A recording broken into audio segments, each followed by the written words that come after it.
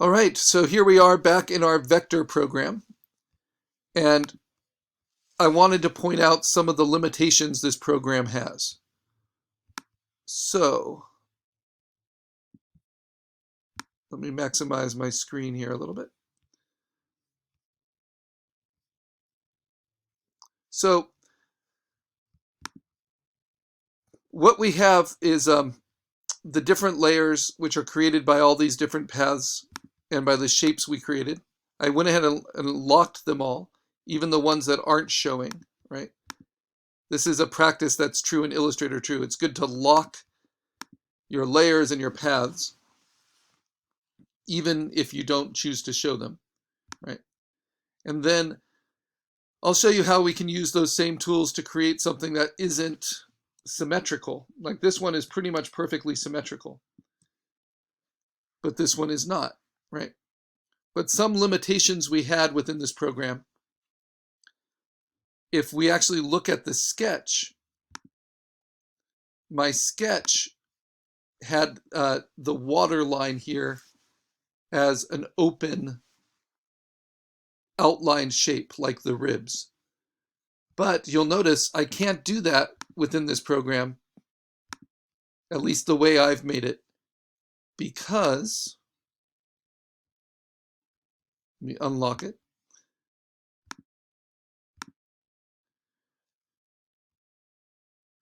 Because I built it as two shapes instead of just as one shape. So even if I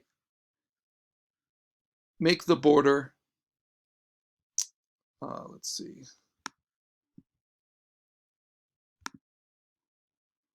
And I make it quite a bit thicker like I did with the ribs, right? And I even put it on the inside, which will match. So that looks pretty good, right? But then if I also do it with this one, so turn off the fill, what this calls the background, and instead put a border, which in Illustrator will be called a stroke, put it to 8 pixels to match, and then put it on the inside.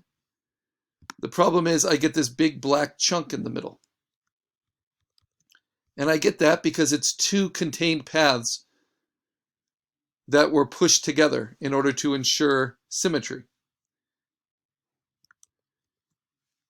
And there's really no way around that in this program that I found, except to just draw the whole thing at once. But that's going to keep it from being symmetrical, right?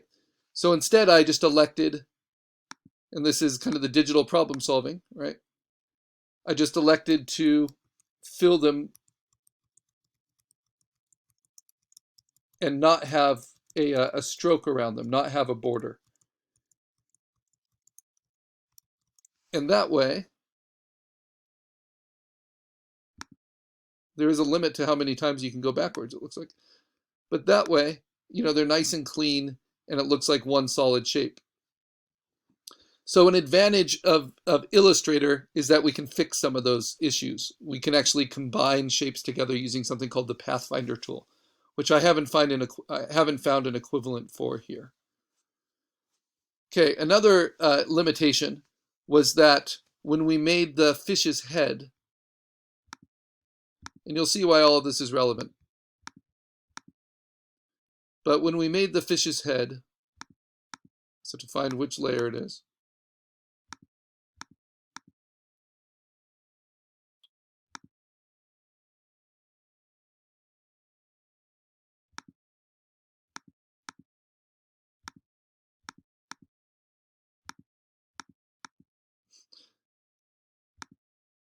also, when you start making a whole lot of paths, there we go. It's a limitation to have to kind of figure out what they are and not to be able to note them. So I wonder if we could, yes, we can. We are able to label individual vector shapes.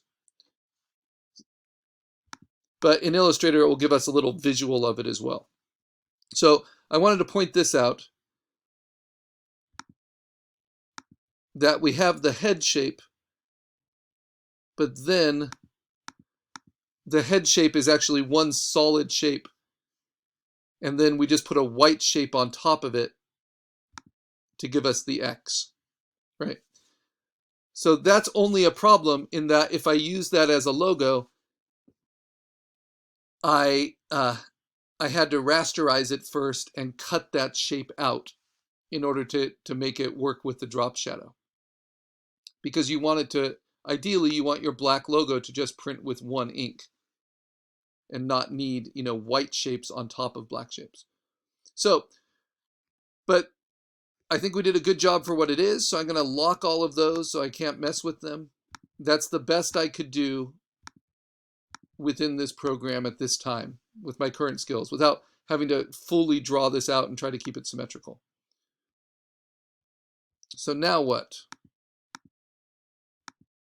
Now we want to make sure we know how to save it. We do that through clicking on export.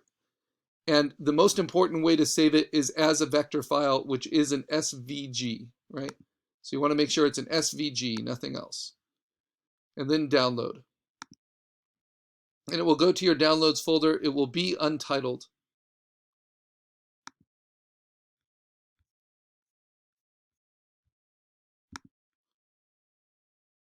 And so there it is. Now this untitled SVG, so I'm going to call this Karl Assignment 6 Black 1 SVG because I'm going to make another version. Now I'm going to show you how I can open that up in Illustrator because SVG is a vector format. And so if I open with, and I have Illustrator on the computer, it is an option for me. It's also a format that can be viewed online. And that's kind of an interesting thing. So if I go back to that, just to show you what that looks like, this is a brand new format type, one that I actually don't usually teach, but it's a standard vector format. So if I view this with Chrome, I can see it online and I can zoom in on it online. So I'm at 100%. And my browser only lets me go up to 500%, but you can see that it's perfectly clean. Now, I don't believe you can put an SVG file up to PhotoBucket, but to be honest, I don't know that I've ever tried. So let's give it a try. I'm not sure we'd want to, but let's just see.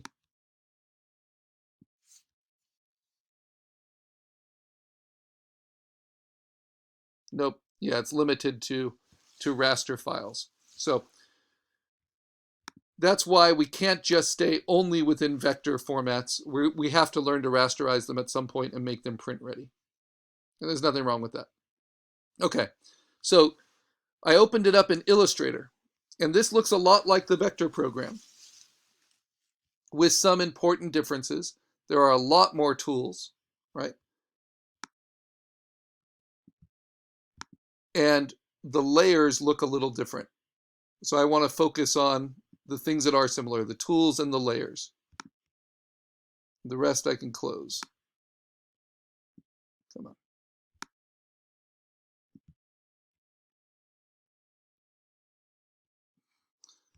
Just like Photoshop, we can use the window options and limit certain things.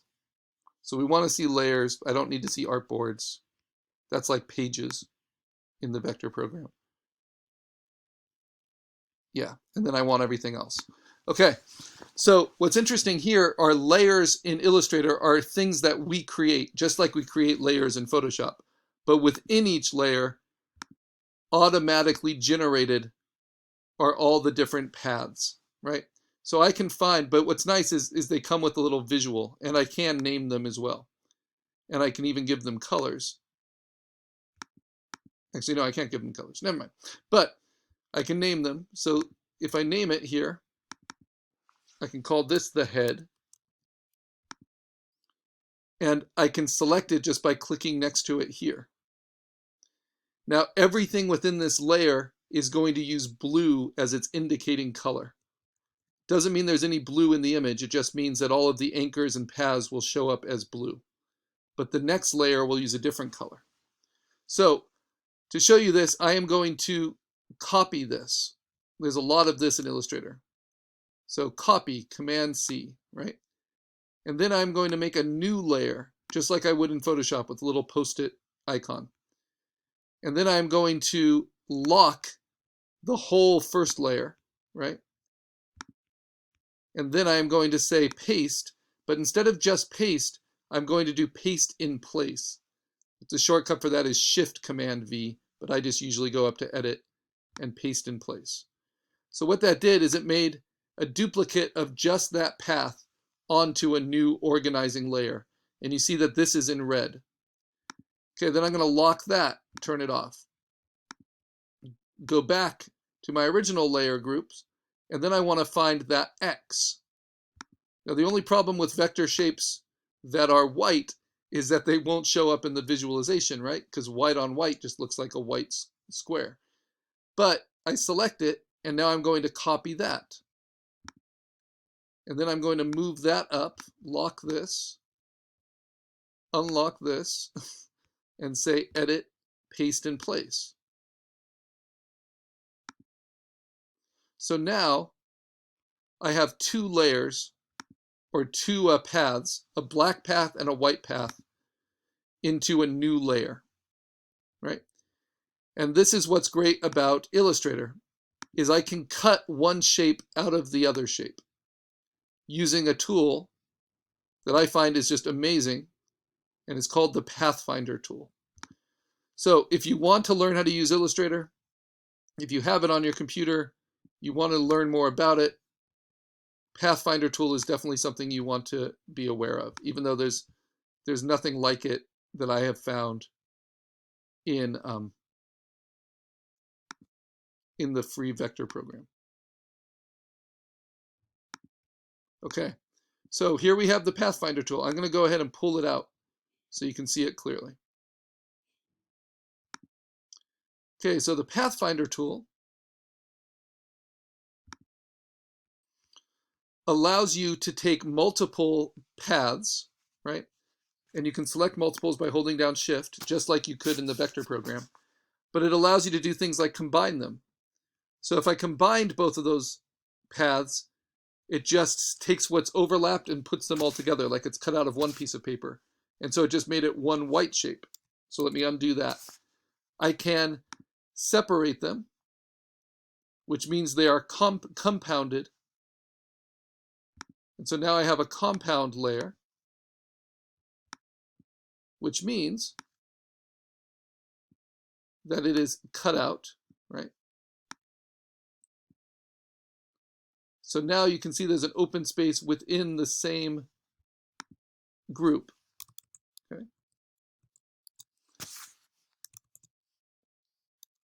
Let's go back to these other things I can do. So here there's still two paths. I can intersect, which means only the things where they're both overlap are left. So that leaves me with only the X. And I can exclude. And exclude means, and this is the one I most often use, exclude means it will make it all cut out of the same thing, all one fill. But the difference is I have to change this fill from white to black.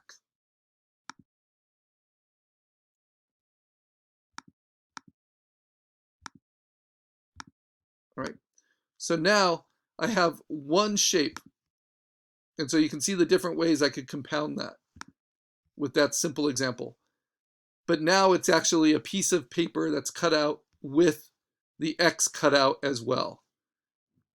And so then this is how I would do that to keep it as a vector file.